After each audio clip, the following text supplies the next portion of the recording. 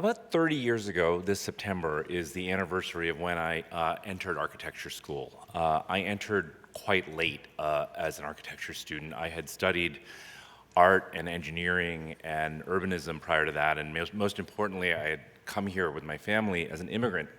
And I was a reluctant architecture student, I have to confess, because if you had studied those things and had those life experiences, architecture in the 90s was, you opened a magazine and it was largely about trend and fashion and signature. And if you'd had other life experiences, you understood that while people were talking about trend and fashion and signature, that the world was burning. So now it is wonderful that with events like the World Around, we can talk about this so openly. And it comes at the time of concomitant crisis, right? Comes tied with the fact that if you just look in the United States, the enormous concentration of wealth with one race, or the fact that technology has moved us from the internet to the smartphone to social media and now to artificial intelligence. I took a cross-country trip with my 19-year-old son during the pandemic, and he said, "Dad, you and your friends, all you talk about is climate change, blah, blah, blah, blah, blah. Don't you know that artificial intelligence is going to bring you down way before that?" Hopeful, this generation, right? And it's interesting. So if you think about climate change, inequity, technology, and then I would add to that this other very interesting thing that's happening that actually was previously mentioned, which is our global population is estimated to hit somewhere between 10 and 11 billion people by the end of this century and then stabilize. It's interesting. I mean, if you understand population, you understand that overpopulation happened because of colonialism, trillions of pounds of wealth, tens, if not hundreds of millions of lives lost, and total depredation left in the aftermath of that. And that period is taking literally hundreds of years to work its way into stabilization. So I actually see this as a good thing. Many do not. Many look at overpopulation or just population as a kind of negative thing, and they tie population to climate change. And I find this fascinating because if you look at where the population is going to grow versus carbon emissions per capita, you understand that those two graphs are exact opposites of each other. That who uses the resources is very, very different from where the majority of the people are. And in fact, you can look at a more granular level. This was a study from Berkeley about the fact that actually most rural areas and most intensely urban areas share a fairly low carbon capita per person. It's all the stuff in the middle. And so we talk about so many things, but it's really quite straightforward. It's the daily use of houses and single-family cars that have got us into this mess. And so when you hear this thing that the world is urbanizing, what you have to understand is when people talk about that statistic, the world is really suburbanizing. I see this wherever I go. This is 6 continents around the world. The suburbs are metastasizing. And now billions of people who are moving out of poverty are moving into Western lifestyles that the world can ill afford. And in some ways, it's hard to criticize that given what we're doing to our cities. Our cities are equally homogenous. They've become unaffordable. They've become banal and placeless.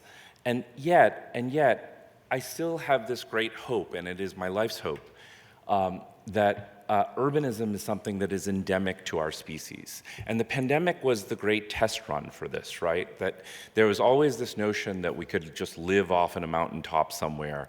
And yet, if you step outside in that sidewalk, you'll understand that with every piece of technology available to us, that we are a collective species. And this is true throughout any culture that you might read about through human history. And so what I've started to think about is this idea that urbanity is something that is quite specific to us as a species, and it happens regardless of scale. Urbanity is not the same thing as the metropolis or the city. It has to do with this idea that whether at the scale of the village or at the scale of the metropolis, that real urbanity is about the connection of difference, that rather than segregation. There's a Greek city planner, I'm sure many of you know his work, Doxiades, who talked about this. This is actually a Charles Correa diagram, who argued that people who are born differently seek out density to find others who think differently in order to change the world. In some ways, this could be a diagram of the Arab Spring. And so that reluctant architecture student actually started to embrace architecture, not just because of a love of design, but the notion that design could connect people across difference. And that if it could connect people across difference, that you could create a place, a world of place and pluralism and planet. And what I've come to realize in a lot of my career is that the absolute glue of that is infrastructure, equitable and ecological infrastructure, what I call an infrastructure of opportunity that extends beyond the traditional definition and into social housing, healthcare, our connection to nature, and so forth. And so that means that we have to think about infrastructure not just as the beauty for the few. I know many of you are not from New York, but many of you will recognize this as the new Moynihan train hall that serves about 5% of the riders of Penn Station. But the fact that we have to address the precarity for the many, the fact that most people are left across the street in the old station. And this is a story that's about much more than a train station. It's about whether we believe in the city as a public city.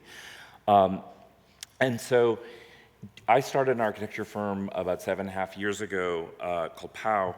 And one of the first things that happened to us was kind of extraordinary. The New York Times contacted us about a response to this notion that this train station was being built in the Farley building across the street. And we had this idea of recycling Madison Square Garden, the arena that sits on top of it, as a new train station. So I got some engineers drunk because the Times paid us $150 to do a lot of work.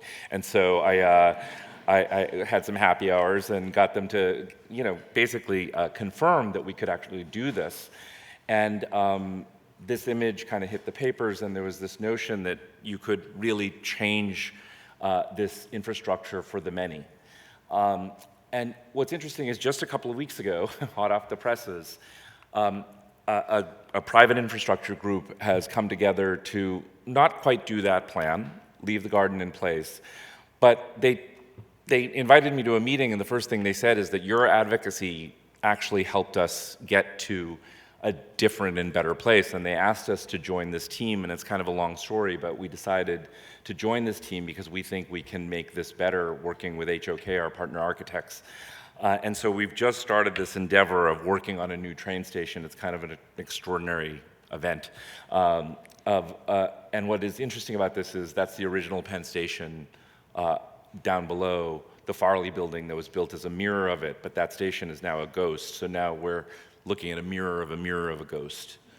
And so that whole story, for me, sets up the lesson of what makes architecture relevant for our practice. And it is about this notion that in a world where we have to solve big issues like climate change and inequity and deal with technology, that we are only going to be able to do that if we are connected as a people. And that we can, through architecture, build connection across a variety of different means, starting with the climate. And I'm going to give an example of each form of connection, and a kind of odd one when you think about the climate, which is the airplane. I'm an immigrant. My wife's an immigrant. We met because of the airplane. I know a lot of you flew here. We just won this extraordinary competition to design the country's next generation of air traffic control towers across a prototype for many of the regional airports across the country. And our inspiration was a combination of R2-D2 and Bertram Goodhue. R2-D2 for his fun functionality, and Bertram Goodhue because he understood verticality in the landscape like few other architects did. And this notion that these might be some of the tallest structures in these places where they are born, so it's built. So this thing has to telescope depending on where it is deployed. And so it is this kind of Star Wars machine aesthetic. And it is highly sustainable in terms of being all electric, geothermal, and so forth. And I know many of you might say, aviation, sustainable, aren't those things fundamentally at odds with each other? And yet we fly. And Secretary Buttigieg is very serious about decarbonizing the aviation industry by 2050. And so it is interesting to think about how this can form climate connection. And then along a similar note, but with social housing, the social connection, we were asked to do a research project about carbon negative housing. And Liam mentioned something during the talk earlier that was very interesting. He said, you know, we have the technology to do this with sustainability. And so we're trying to think about a Goldilocks urban scale of housing using completely available technology to create carbon negativity, a scale between the single-family house, which you can achieve carbon negativity with, and the tower, which is very hard to achieve carbon negativity with today's technology. And basically, it's this simple equation of the number of inhabitants and the amount of roof area in a sunny climate in terms of how much energy you consume versus produce. And this is, for the architects in the room, a single stair module, which the International Code allows you to do if the ground floor units are accessible, and a fairly inexpensive way to build urban infill housing in lots of different places around the world using this prototype, whether it's built of brick or wood, and that's something that we are now trying to get a beta test built of. Cultural connection, because we are not widgets. And so how do we build our cultural buildings to, again, create connection in our cities? This is an expansion of the Rock and Roll Hall of Fame. We're designing the IMP building. We seem to be following IMP around since he won that air traffic control competition some years ago. And we always try to inspire our clients to build public space. And so we are building public space in the interstitial space between the expansion and the pay pyramid. And building a place of culture for Cleveland, which is a very important thing in that city.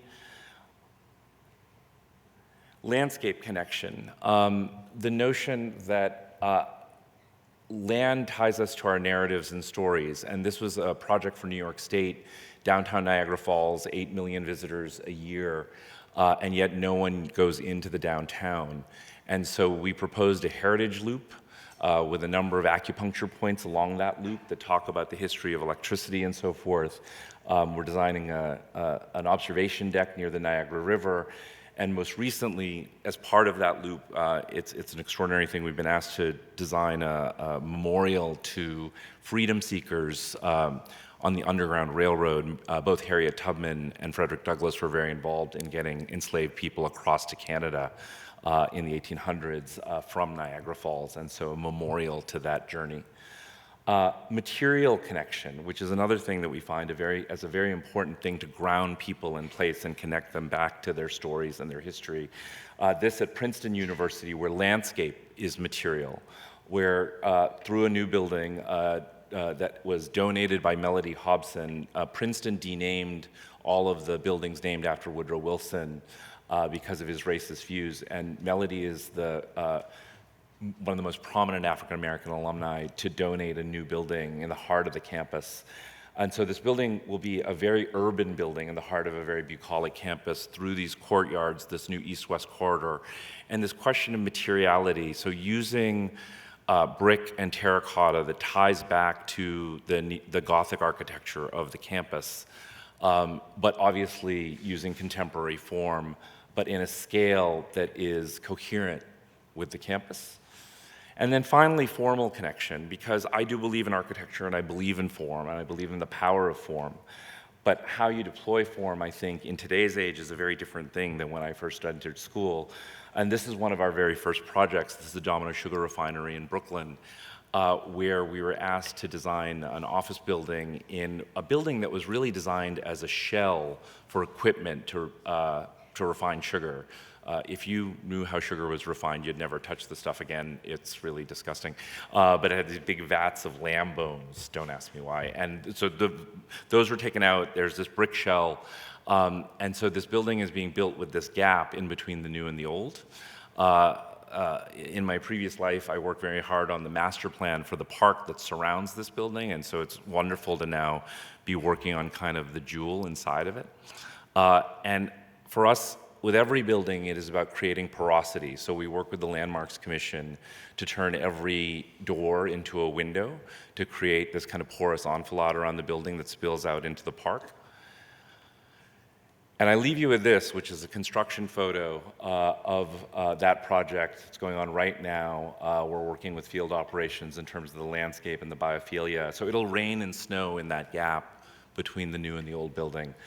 And so I wanted to leave you with a construction site because that world of connection, of being connected to our history, being connected to nature, is something that is very much a world for us to construct. Thank you.